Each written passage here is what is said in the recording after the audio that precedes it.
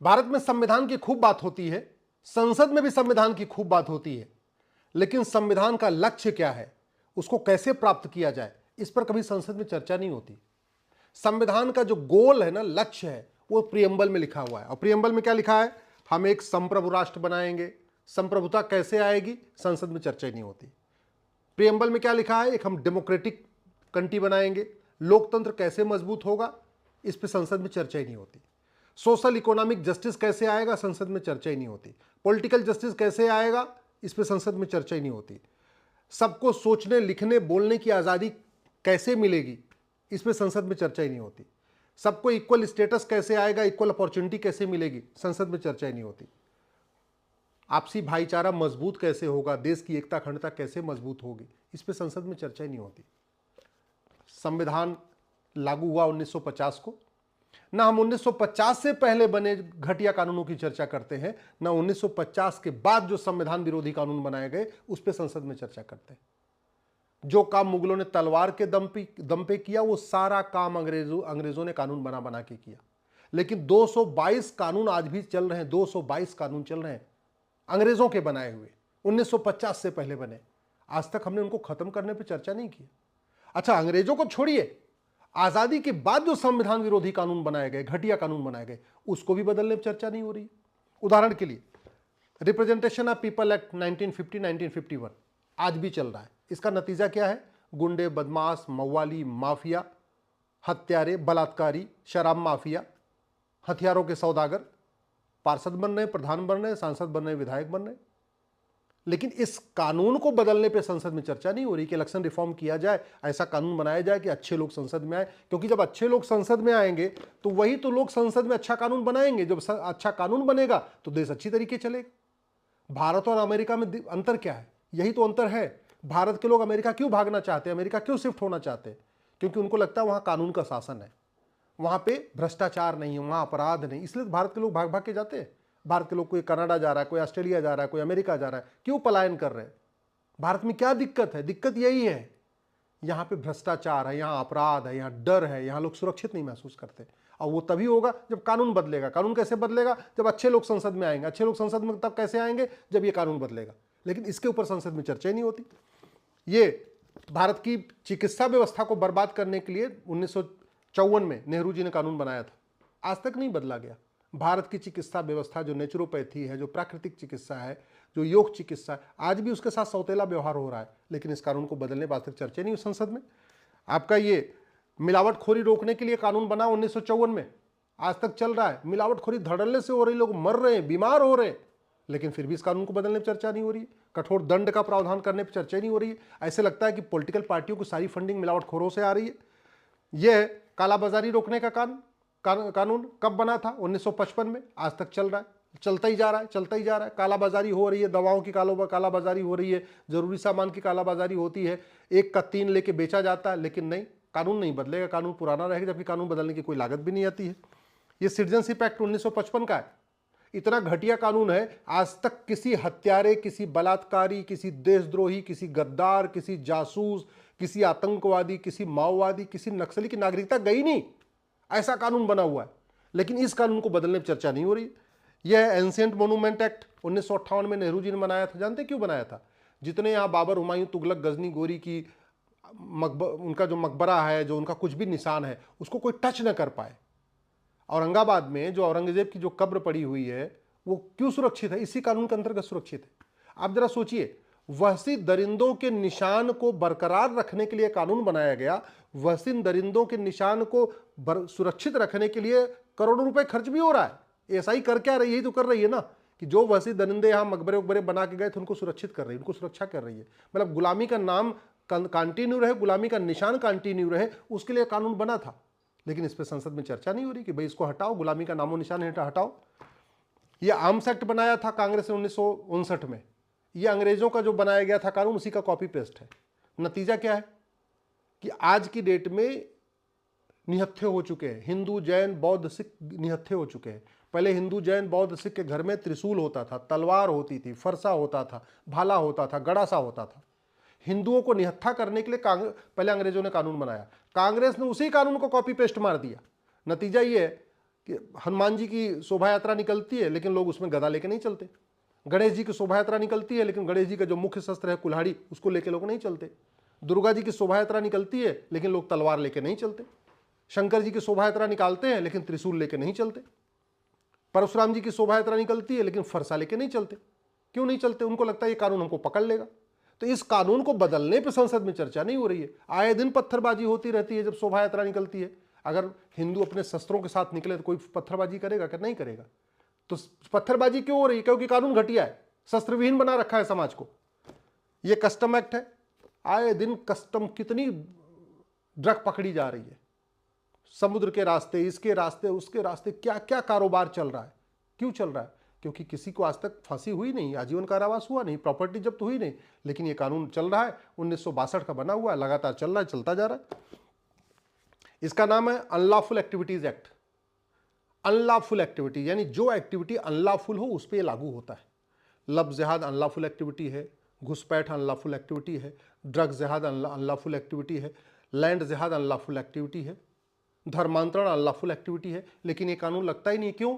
क्योंकि इस कानून में नाम है इसका अनलॉफुल एक्टिविटी एक्ट, लेकिन अनलॉफुल एक्टिविटी क्या है इसको डिफाइन ही नहीं किया। जब डिफाइन नहीं किया, पुलिस इसको लगाती नहीं है, यूएपीए लगाती नहीं है। इसलिए मैं कहता हूं कानूनों को बदलना पड़ेगा, तब जाके भ्रष्टाचार अपराध रुकेगा। पासपोर्ट एक्ट 1967 में बना था। इतना घटिया, इतना सड़ा हुआ कानून है कि कोई बांग्लादेशी रोहिंग्या फर्जी पासपोर्ट बनवाए जा रहे हैं। न फर्जी पासपोर्ट बनवाना जघन्य अपराध, न फर्जी पासपोर्ट बनाना जघन्य अपराध। फिर भी इस कानून को बदलने पर चर्चा नहीं हो रही। यह national honour act, national act किस लिए बना? कि हमारे संविधान को, हमारी जो है हमारे राष्ट्रगान को कोई अपमान न करे। बड़े चालाकी से इसमें वंदे मातरम को छोड़ दिया। पूरा आज़ादी का आंदोलन वंदे मातरम से हुआ था, लेकिन इसमें नेशनल ऑनर एक्ट में जो प्रोटेक्शन दिया गया केवल जनगण मन को दिया गया कि जनगण मन का अपमान करेंगे तब तो आपको सजा होगी, लेकिन वंदे मातरम का अपमान करते रहिए, खड़े होइए चाहे मत खड़े होइए, बैठे रहिए, कुछ भी करिए, कोई फर्क ही नहीं पड़ता। लेकिन इस कानून को बदलने पर चर्चा ही नहीं हो रही। यह है नेशनल सिक्योरिटी एक्ट। ये कहाँ लगता है? जहाँ राष्ट्र की सुरक्षा के लिए खतरा हो। अब आप बताओ, धर्मांतरण राष्ट्र की सुरक्षा के लिए खतरा है कि नहीं? घुसपैठ राष्ट्र की सुरक्षा के लिए खतरा है कि नहीं? लब जिहाद राष्ट्र की सुरक्षा के लिए खतरा है कि नहीं? लैंड जिहाद राष्ट्र की सुरक्षा के लिए खतरा है कि नहीं? ड्रग स्मगलिंग राष्ट्र की सुरक्षा के लिए खतरा है कि नहीं? है। लेकिन अब कानून का नाम है नेशनल सिक्योरिटी एक्ट, लेकिन राष्ट्र की सुरक्षा के लिए खतरा क्या क्या है उसको इसमें डिफाइन ही नहीं किया। जब डिफाइन नहीं किया तो नतीजा क्या है? पुलिस लगाती नहीं। हाँ, मनीष कश्यप के ऊपर एनएसए लग जाता है। ये कानून, इसीलिए कहता हूं घटिया कानूनों को बदलना पड़ेगा, तब जाके भ्रष्टाचार अपराध रुकेगा। यह एनडीपीएस एक्ट 1985 में बना था। करोड़ों माँ बाप नशेड़ी बच्चों से परेशान है, करोड़ों बहनें नशेड़ी पतियों से परेशान है, करोड़ों बच्चे नशेड़ी बाप से परेशान है, पूरा परिवार बर्बाद हो रहा है। और अब तो ड्रग जिहाद चल रहा है, मतलब उसमें ड्रग में नपुंसकता की दवाई मिलाई जा रही है, बाजपन की दवाई मिलाई जा रही है। लड़के नपुंसक हो रहे हैं, लड़कियां बाज हो रही हैं। फिर भी इस घटिया कानून को बदलने पर चर्चा नहीं हो रही। क्यों नहीं ड्रग स्मगलर को फांसी देने का कानून बनाते? क्यों नहीं ड्रग स्मगलर की 100% प्रॉपर्टी जब्त करने का कानून बनाते? क्यों नहीं ड्रग स्मगलर की नागरिकता खत्म करने का प्रावधान करते? दुनिया के कई देशों में ड्रग स्मगलर को फांसी होती है, नागरिकता खत्म होती है, 100% प्रॉपर्टी जब्त होती। इसमें क्यों नहीं कर रहे? बस संसद में कुल मिला के तू मैं चलेगा, आरोप प्रत्यारोप चलेगा, नूरा कुश्ती चलेगी, बतौलेबाजी चलेगी, तू चोर मैं सिपाही चलेगा। यह प्रिवेंशन ऑफ करप्शन एक्ट 1988 में बना था। यूएन का दबाव था तो बना दिया, सड़ा हुआ कानून बनाया। 70,000 करोड़ का कॉमनवेल्थ घोटाला हुआ था, किसी एक व्यक्ति को न फांसी हुई, न उसका आजीवन कारावास हुआ, न नागरिकता खत्म हुई, न उसको 100% प्रॉपर्टी जब्त हुई। 1,76,000 करोड़ का 2G घोटाला हुआ था, लेकिन कानून घटिया है, इसलिए न किसी की प्रॉपर्टी जब्त हुई, न नागरिकता खत्म हुई, न आजीवन कारावास फांसी हुआ। 1,46,000 करोड़ का कोयला घोटाला हुआ, न नागरिकता खत्म हुई, न 100% प्रॉपर्टी जब्त हुई, न फांसी हुई। क्यों? क्योंकि ये कानून ऐसा है, इसमें कोई प्रावधान ही नहीं है। इस कानून को बदलने पर चर्चा नहीं होगी। अच्छा, भ्रष्टाचार से सब परेशान है, समाजवादी भी परेशान, राष्ट्रवादी भी परेशान, अंबेडकरवादी भी परेशान, गांधीवादी भी परेशान, सब परेशान है। लेकिन संसद में इस कानून को बदलने पे कोई चर्चा नहीं करेगा। ना समाजवादी इसकी चर्चा करते हैं, ना अंबेडकरवादी चर्चा करते हैं, ना गांधीवादी करते। कोई नहीं चाहता कि घटिया कानून बदला जाए। यह प्रोहिबिशन ऑफ बेनामी प्रॉपर्टी एक्ट 1988 में बना था। किस लिए बना था? बेनामी प्रॉपर्टी को रोकने के लिए। राजीव गांधी जी के टाइम में बना था। आज तक किसी की बेनामी प्रॉपर्टी जिनके पास है, किसी को आजीवन कारावास फांसी हुआ, नागरिकता खत्म हुई, किसी का 100% प्रॉपर्टी जब हुई? नहीं। क्यों? क्यों? ऐसा कानून ही नहीं है हमारे पास। कानून बना दिया बस, कहते हैं देखने के लिए। क्योंकि यूएन का दबाव है, बहुत सारे कानून इसलिए बनते हैं भारत में क्योंकि यूएन में पूरी जब वहाँ पे जनरल असेंबली होती है तो एक प्रस्ताव पास होता है, भैया आपको इस पे कानून बनाना है, भ्रष्टाचार बनाना है, कालाधन पे बनाना है, मनी लॉन्ड्रिंग पे बनाना है, हवाला पे बनाना है, आतंकवाद पे बनाना है। तो भारत की सरकार मजबूरी में कानून बना तो देती है, लेकिन बनाते समय ये नहीं देखती कि अमेरिका ने क्या बनाया, सिंगापुर ने क्या बनाया, जापान ने क्या बनाया। कोशिश करती नहीं है कि हमारा कानून दुनिया का सबसे बढ़िया कानून हो। Place of worship act Congress ने 1991 बनाया था। क्यों बनाया था? बाबर, हुमायूं, तुगलक, गजनी, गोरी, खिलजी, औरंगजेब ने जो हमारे मठ मंदिर तोड़े उसको हम वापस ले ही ना पाए। आज तक चर्चा हुई? 1991 का बना हुआ, 2025 चल रहा है। संसद में कभी आपने चर्चा सुना इस पे? ये कानून खत्म होना चाहिए, कोई प्रस्ताव आया नहीं। ये national minority commission act, minority कौन है नहीं पता, माइनॉरिटी डिफाइन ही नहीं किया, माइनॉरिटी कमीशन एक्ट बन गया। बाद में माइनॉरिटी फिल्म हिस्ट्री भी बन गई, माइनॉरिटी एजुकेशन एक्ट भी बन गया। दुनिया भर के यूनिवर्सिटीज़ को माइनॉरिटी का दर्जा दे दिया, दुनिया भर के कॉलेजेस को माइनॉरिटी का दर्जा दे दिया, दुनिया भर के law college, engineering college, medical college को माइनॉरिटी का दर्जा देते चले गए। माइनॉरिटी कौन है डिफाइन नहीं किया। अच्छा, माइनॉरिटी को डिफाइन करने के लिए संसद में कोई प्रस्ताव भी नहीं लाना है, सिंपल उसको गृह मंत्रालय उसको माइनॉरिटी को डिफाइन कर सकता है। एग्जीक्यूटिव ऑर्डर से, सिंपल एक गजट से डिफाइन किया जा सकता है कि भैया 1% से ज़्यादा वाला माइनॉरिटी नहीं होगा। लेकिन नहीं, इस पर संसद में चर्चा नहीं हो रही है, बस तू मैं आरोप प्रत्यारोप, नूरा कुश्ती, बतौलेबाजी।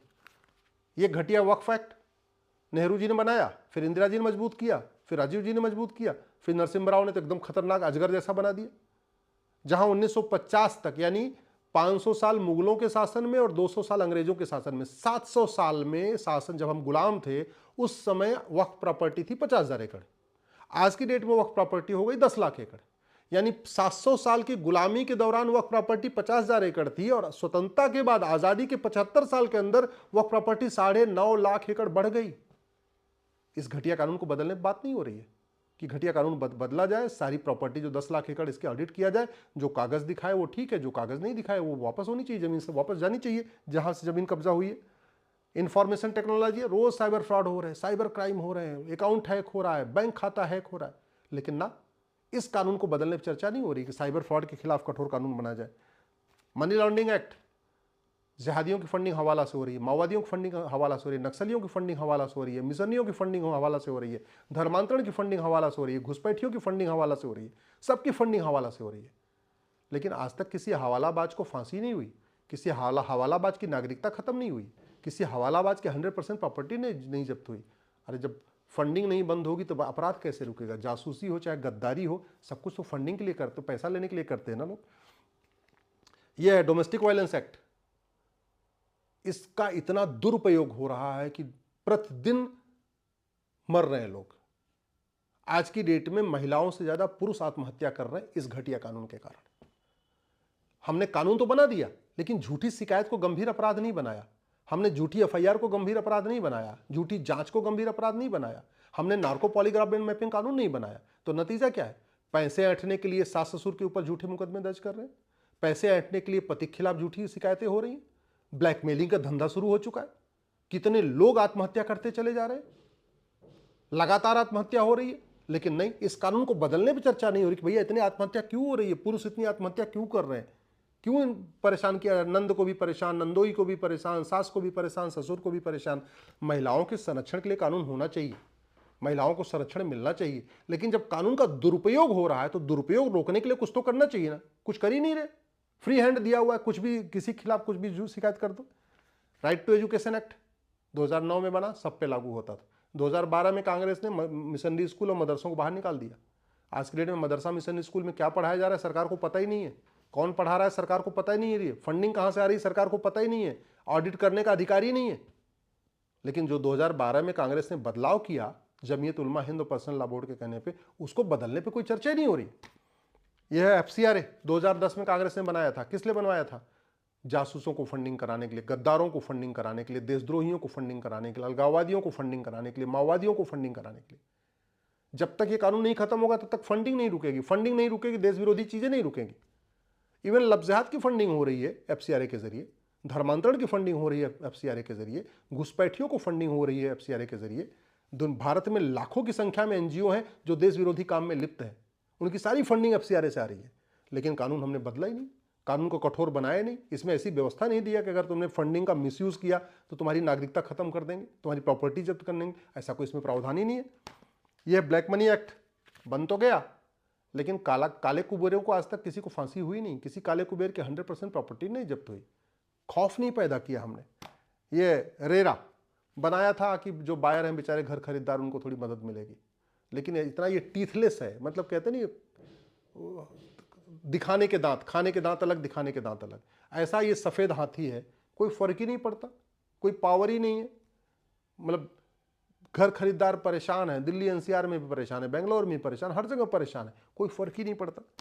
कंज्यूमर प्रोटेक्शन एक्ट बनाया 2019 में, अच्छा कानून बनाया, लेकिन इसमें सजा का कठोर प्रावधान नहीं किया।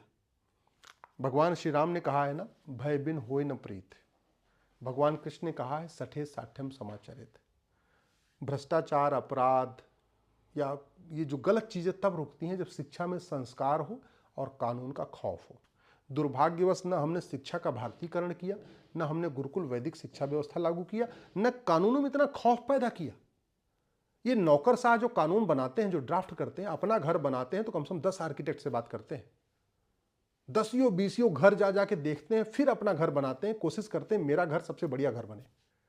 सांसद, विधायक, मंत्री अपना घर बनाना होता है तो 10 घर देख के आते हैं, फिर अपना घर बनाते हैं, कोशिश करते हैं हमारा घर सबसे बढ़िया हो। लेकिन जब देश के लिए कानून बनाना होता है तो बैठे बैठे एसी के कमरे में बैठे बैठे वहीं ड्राफ्ट कर देते हैं, कामा फुल स्टॉप बदल देंगे। वो कहते नहीं, नई बोतल में पुरानी शराब, वही करके दे देते हैं, संसद में पास हो जाता है। संसद में क्यों पास हो जाता है? क्योंकि संसद में इतने समझदार लोग नहीं हैं कि प्रत्येक कानून पे एक बार उसकी वहां पे खुल के बोले कि जो ये कानून बन रहा है इस पे जापान में ये व्यवस्था है, सिंगापुर में ये व्यवस्था है, चीन में ये व्यवस्था है, फ्रांस में ये व्यवस्था है। ऐसा बोलने वाले है ही नहीं। तो जो भी बिल आता है 10-20 मिनट के अंदर, आधे घंटे, 1 घंटे के अंदर कुल मिला के उस पर तू मैं आरोप प्रत्यारोप, नूरा कुश्ती करके पास हो जाता है। जब तक भारत के प्रत्येक कानून को हम रिव्यू नहीं करेंगे, और खासतौर पर मैंने आपको दिखाया ना, ये देखिए जरा, ये आज़ादी के बाद के कानून को मैंने बताया। अभी अंग्रेजी, हम किसी दिन मैं आपको आज़ादी के पहले वाले कानूनों को फिर बताऊंगा। ये जब तक कानून घटिया नहीं बदलेंगे तब तक कोई बदलाव नहीं आएगा। कोई सांसद हो जाए, कोई मंत्री हो जाए, कोई विधायक हो जाए, कोई कलेक्टर हो जाए, कोई कप्तान हो जाए, जब तक ये घटिया कानून नहीं बदलेंगे तब तक व्यवस्था नहीं बदलेगी। मेरा आप लोगों से निवेदन है, इस चीज़ को हमेशा याद रखिए, डॉक्टर बदलने से बीमारी ठीक नहीं होगी, बीमारी ठीक होती है दवाई बदलने से। ऐसे शासक बदलने से, सरकार बदलने से भ्रष्टाचार अपराध खत्म नहीं होता है। भ्रष्टाचार अपराध खत्म होता है कानून बदलने से, नियम बदलने से, पुलिस व्यवस्था बदलने से, न्यायिक व्यवस्था बदलने से, प्रशासनिक व्यवस्था बदलने से। इसलिए इस बदलाव की मांग करिए, फिर भारत में राम राज्य आ पाएगा।